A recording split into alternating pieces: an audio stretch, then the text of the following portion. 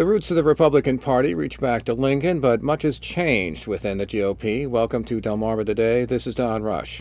In 1964, Republican presidential nominee Barry Goldwater struck deep into the solid Democratic South with his opposition to civil rights legislation and his support of states' rights.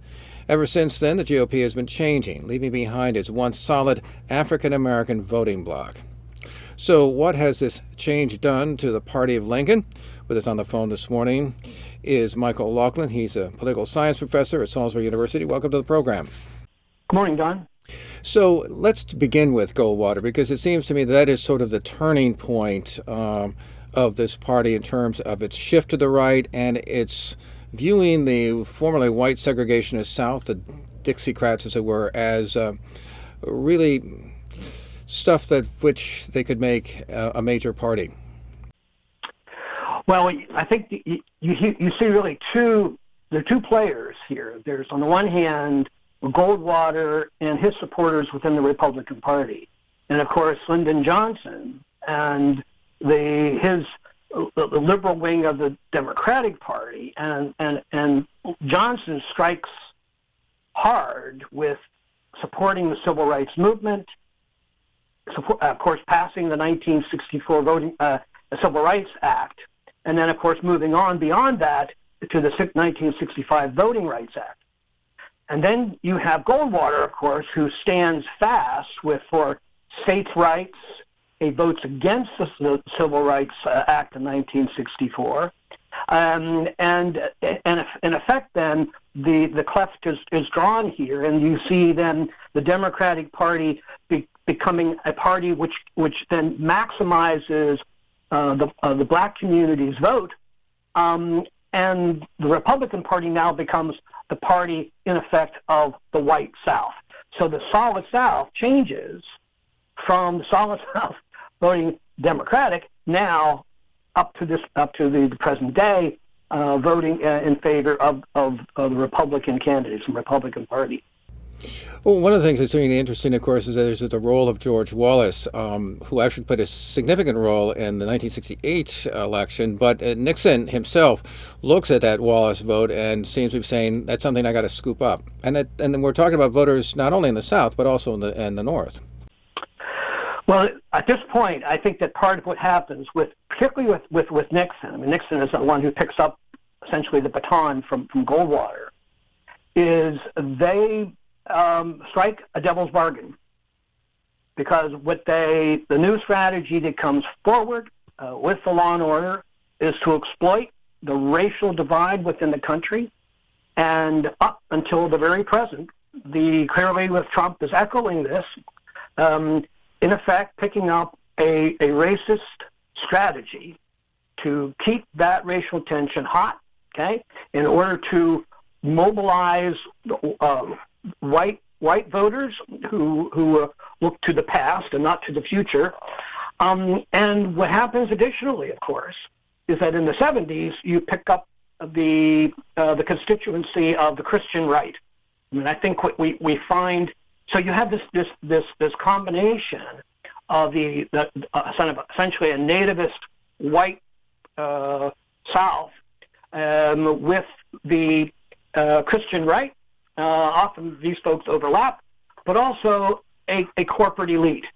So there is this uneasy alliance, in effect, that emerges, particularly in the 70s, and I think as the Republican Party has really glommed on to the Southern strategy now, this law and order strategy, but also to protect corporate power and corporate flexibility.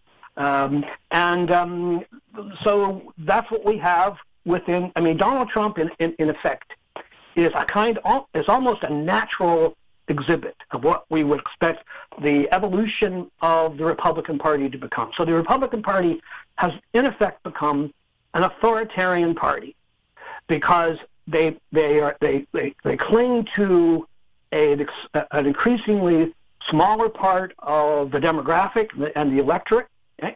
And in order to retain power, they must take actions that, in effect, repress the vote to prevent the expansion of a much more diverse demographic, which at this point in the two parties' histories is actually benefiting, of course, now the Democratic Party to the detriment of the Republican Party.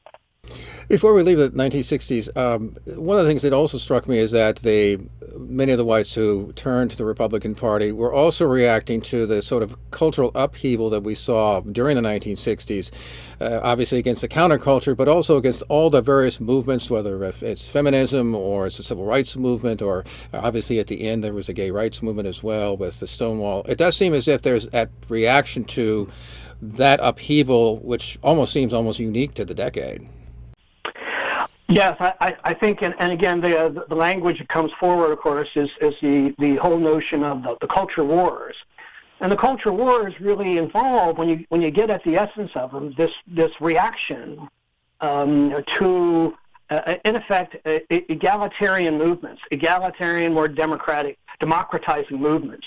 So beyond the civil rights movement, of course, you have the women's movement and the gay rights movement. And these are all essentially democratic, egalitarian movements, expanding basic rights.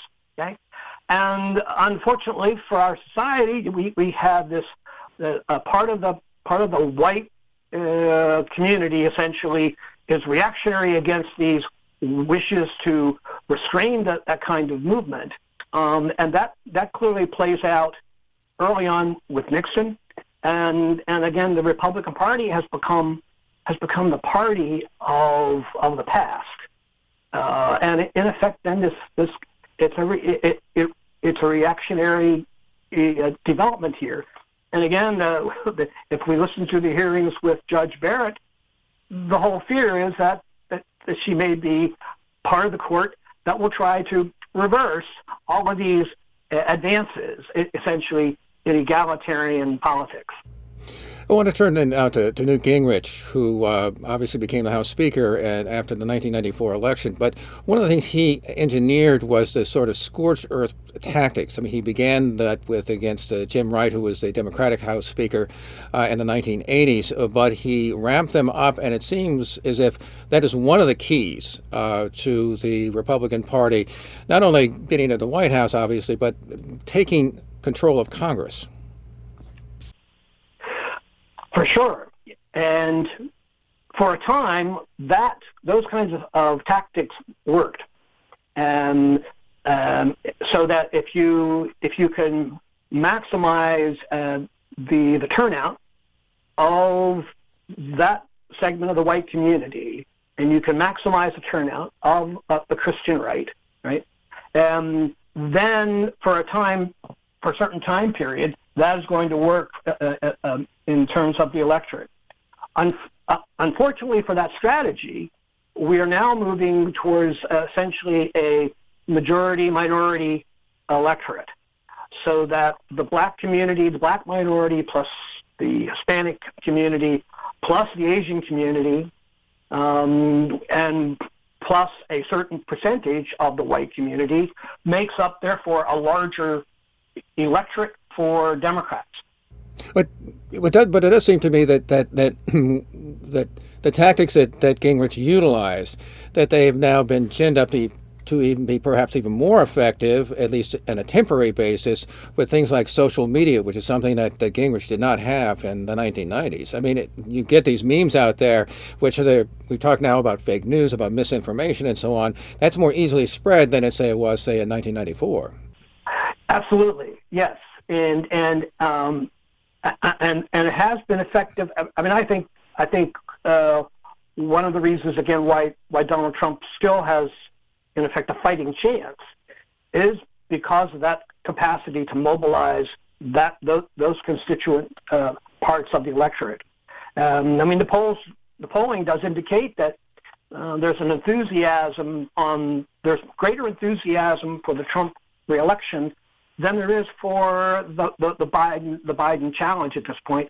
And I think much has to do with the ability to capitalize on social media and on a major television station that is able to promote Trumpism for this election. I want to turn to the issue of immigration because there's sort of like two stories here. On the one hand, we had, for instance, President Reagan, who offered up amnesty in the mid-1980s, rather. George W. Bush talked about immigration reform. On the other hand, we had California Governor Pete Wilson, who attempted to capitalize on anti-immigrant sentiment with an initiative. That failed. And in California, that has essentially wiped out the GOP in terms of really any kind of statewide effectiveness. I'm kind of curious about where you think that party is now with immigration, especially given the fact that one of the fastest growing population in the United States is Hispanic. Yes. This is it's a great question, because what this helps to reveal then is that, within any political party, there's an evolution of how it's going to, the dynamic where it's going to go. And it's clearly the case, I think, that within the Republican Party, and this was really cited by even people like former Senator Orrin Hatch, I think, a number of years ago, basically said, unless the Republican Party is able to draw in particular Hispanic voters in greater percentages, and even try to get black voters to come over us, we're going to be doomed to a minority status.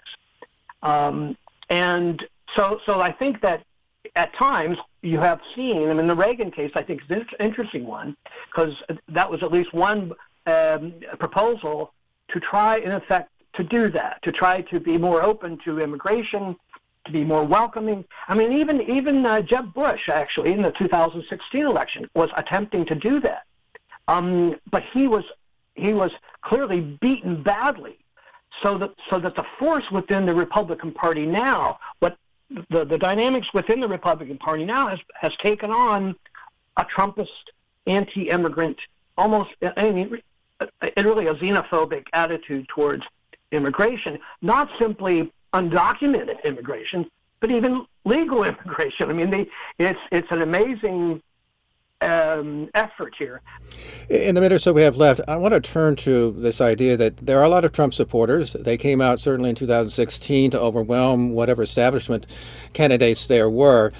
Even if Donald Trump is defeated in this November, that doesn't mean necessarily that they're going to go away. So trying to look forward, how do you see those Trump supporters, Trumpism, for lack of a better word, in relationship to certainly the traditional party leaders and this party? Is it that the party going to be changed forever, or do you think there might be merely a blip when it comes to Trump and the kind of party that he's at least shaped so far? Yeah. One of the real questions for me in times to think through this is how important is Donald Trump to Trumpism? On the one hand, I think that Trump may be the kind of a charismatic leader that is critical to this kind of movement, so that if he fades away, if he loses the election, is there anybody else who can actually pick up that leadership position with the kind of power that Trump has? I think there's no question he has been a powerful figure in keeping this movement going. We've been speaking with Michael Laughlin. He's a political science professor at Salisbury University, and we appreciate you taking the time to talk with us this morning. My pleasure, Don. This has been Delmarva Today. I'm Don Rush. Thanks for listening.